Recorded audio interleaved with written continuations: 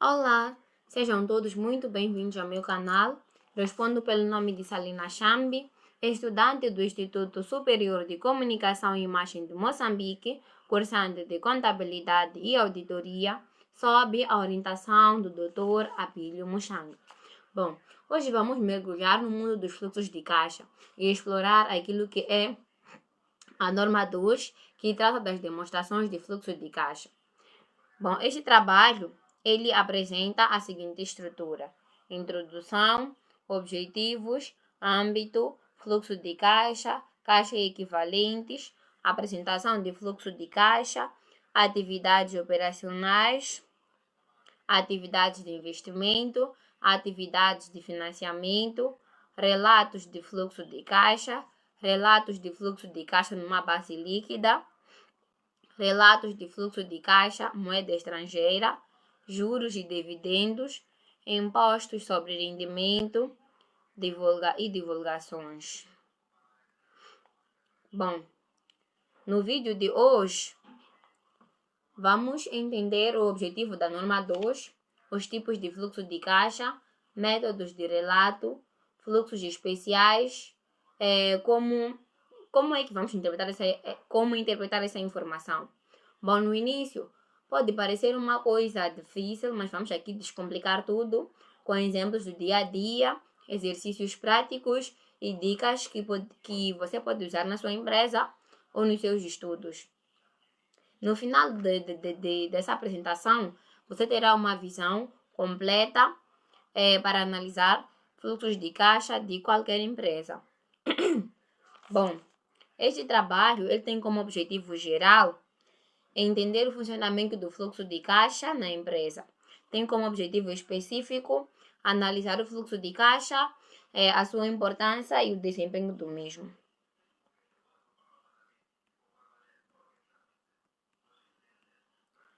Bom, no âmbito da norma 2, ela exige que toda empresa prepare uma demonstração de fluxo de caixa como parte das suas demonstrações financeiras.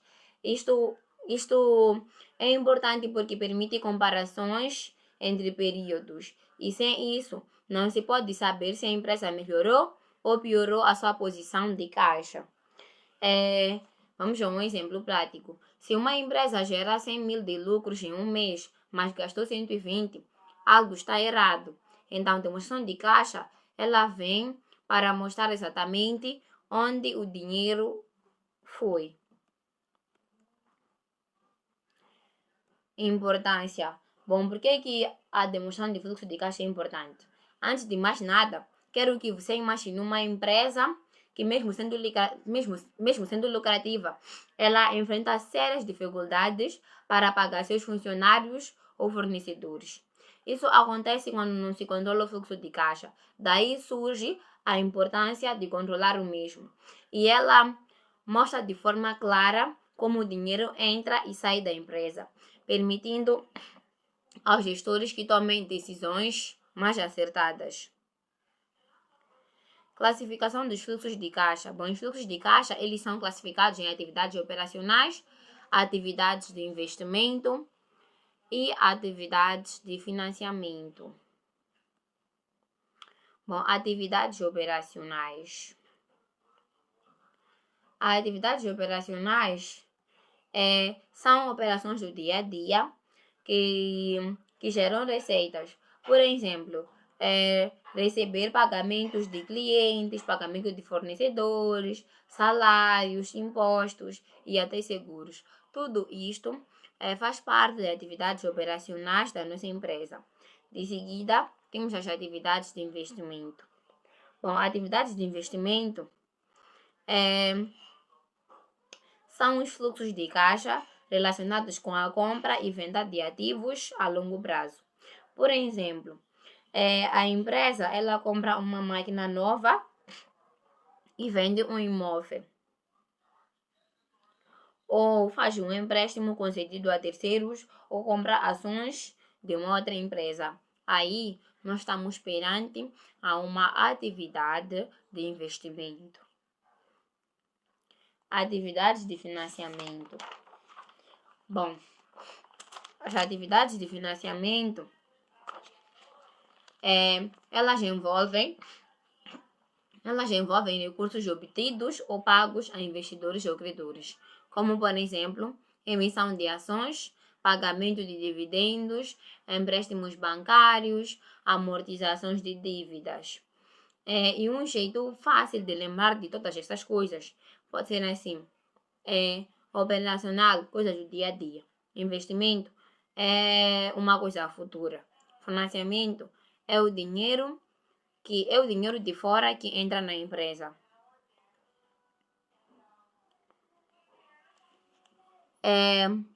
Benefícios das demonstrações do fluxo de caixa.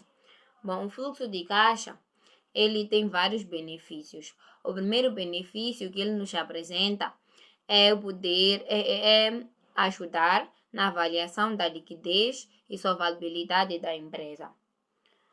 Ou seja, com o fluxo de caixa, nós podemos conseguir pagar as dívidas a curto prazo.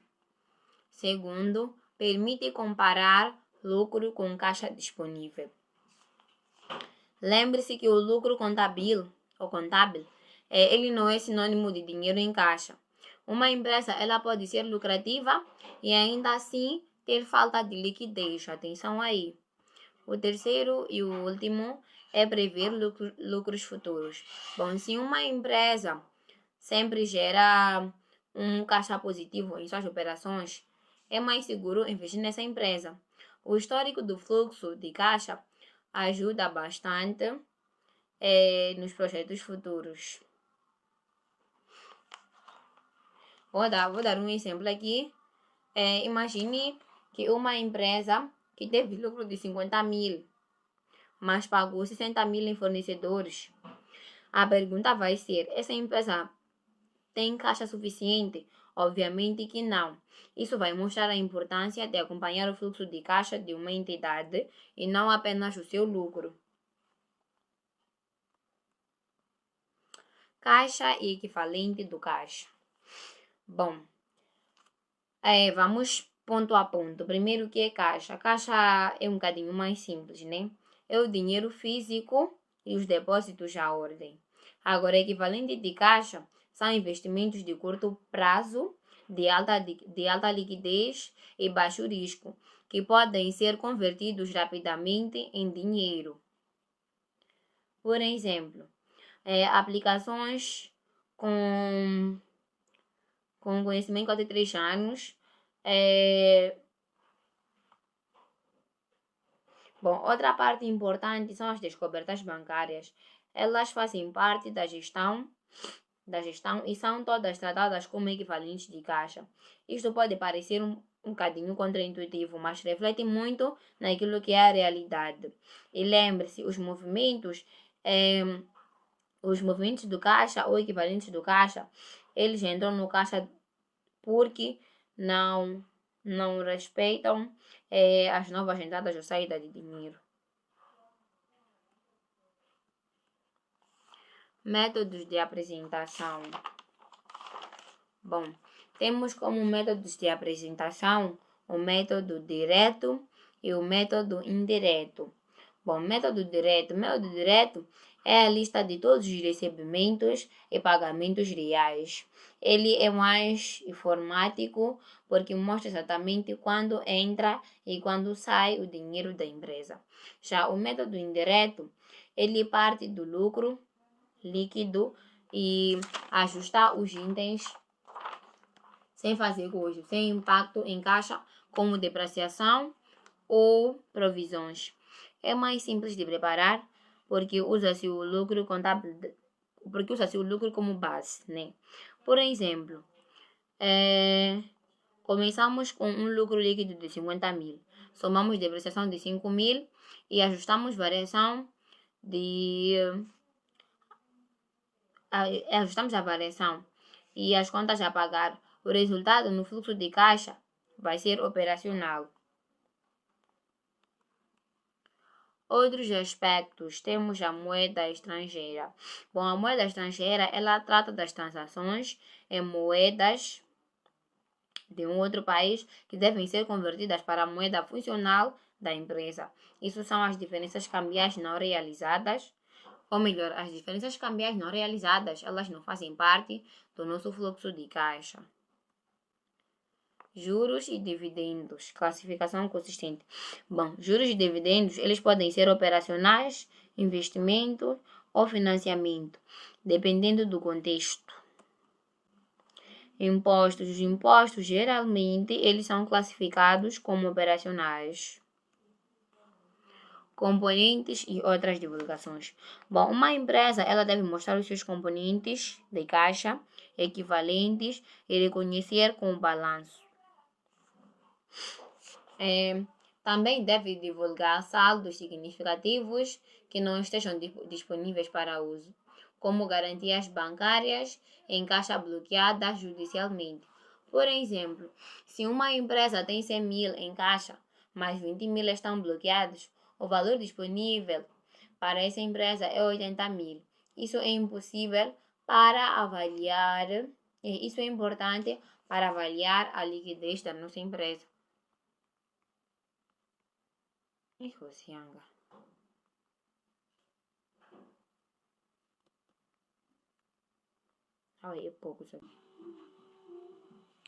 Bom, agora vamos à parte prática da demonstração de fluxo de caixa. Bom, primeiramente, como eu já havia dito antes, está repartido em atividades operacionais, atividades de investimento e atividades de financiamento. Vamos começar pelas atividades operacionais. Bom, recebimentos, temos vendas, mercadorias, produtos e serviços. Tivemos um recebimento de 9 mil meticais, menos 300 mil, que deu um total de recebimento de clientes de 8.700. Mas antes, importa saber que clientes conta corrente, saldo de clientes no ano N-1. Temos clientes no valor de 1.800.000 menos 1.500, que deu 300 mil. Essa é a explicação do recebimento de clientes. Temos pagamentos, que temos aqui 4.500 mais 1 milhão, 4.500.000 mais 1.800.000 mais 100 mil menos 110 mil. Pagamento de fornecedores num total de 6.290. Antes, importa saber que... Bom, essa aqui é a explicação de como é que nós obtivemos os valores. Então, antes, importa saber que os fornecedores no ano anterior era 200 mil menos 100 mil, que deu um total de 110 mil. E existências era de 700 mil menos 600 mil, então tínhamos um total de existências de 100 mil meticais. Pagamento de custos com o pessoal. Tivemos 1.200.000 menos 50 mil, então tivemos um custo com o pessoal num total de 1.150.000. Mas antes, importa saber que a dívida com o pessoal era de 100 mil meticais menos 50 mil, que deu um total da dívida de 50 mil meticais. Pagamento e sobrerendimento, nesse caso o IRPC, é extraído do mapa de demonstração de resultados, isto é, 250 mil. Essas foram as nossas atividades operacionais. Agora vamos às atividades de investimento. Temos aqui recebimentos, valor de venda 550 mil meticais. Aí em cima temos a nota explicativa. Bom, antes importa saber que tivemos um valor de imobiliário vendido 9.900.000 mais 3 milhões menos 12 milhões. Então, tivemos um valor total de aquisição desse imobiliário em 900 milhões. A fórmula é essa: valor de aquisição menos amortização acumulada. Então, o valor de aquisição, conforme tivemos antes, foi 900 mil meticais, menos a amortização acumulada, que foi 400 mil. Deu um total de 500 mil meticais. Juros e proveitos similares, extraímos do mapa também. Depois temos a demonstração de período. Temos a amortização acumulada do imobiliário vendido no valor de 700 mil menos 300 mil, que deu 400 mil meticais.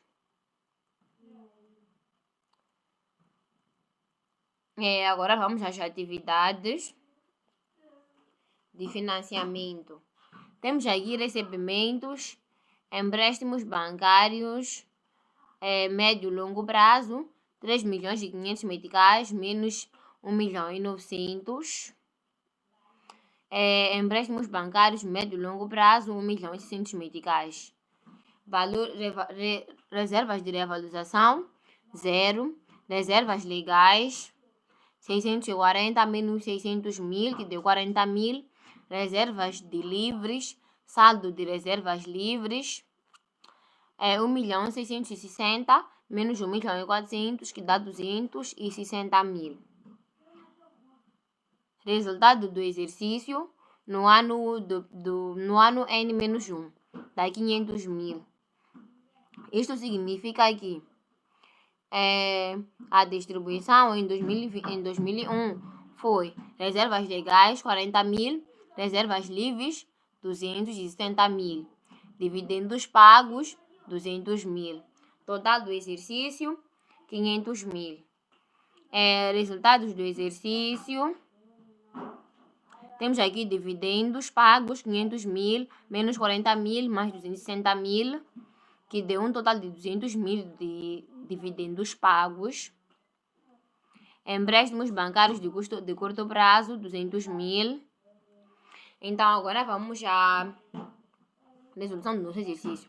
Bom, do mapa de demonstração de resultados de exercício de 2001, ano N, podemos extrair os seguintes valores que implicam necessariamente o pagamento de 450 mil custos e perdas financeiros nas demonstrações financeiras na demonstração de fluxo de caixa, corresponde à rubrica juros e custos similares. Bom, aqui o exercício foi resolvido conforme o método direto. Primeiro, colocamos as atividades operacionais. Temos recebimento de clientes, conforme vê no exercício, 8.700, pagamento a fornecedores, que é um valor negativo, 6.290.000, pagamento com pessoal, um valor de 1.150.000. Para encontrar o fluxo gerado pelas operações, fazemos a diferença entre recebimentos de clientes, pagamento a fornecedor e pagamento com pessoal, e tivemos um total de 1.260.000. Pagamento e recebimento de imposto sobre rendimento, um total de 250.000, que é um valor negativo. Outros recebimentos não temos. Fluxo gerado antes das rubricas extraordinárias, temos no exercício 1.010.000. Fluxo de atividades operacionais, que é o total do fluxo gerado antes da rubrica, 1.010.000. Então, aqui colocamos os valores parciais, aqui colocamos os valores totais. Atividades de investimento. Nas atividades de investimento, temos imobilizações corporárias, 550.000, juros e proveitos similares, 450.000, e um total disso dá 1 milhão. Pagamentos respeitantes a investimentos financeiros, 300.000, imobilizações corporárias, 2.300.000, e temos um total de 2.600.000. E por fim temos as atividades de financiamento, que vamos ter os empréstimos obtidos, 1.600.000. Pagamentos respeitantes a empréstimos obtidos a curto prazo, 200.000. Amortizações de contratos de locação financeira, não temos. Juros e custos similares, 450.000. Dividendos, 200.000. Temos um total de 850.000 e 750.000. Depois temos fluxos de atividades de financiamento. Caixa e os seus equivalentes no início do período, 450.000. caixa e seus equivalentes no fim do período 610 mil, o que quer dizer que o nosso equivalente de caixa aumentou.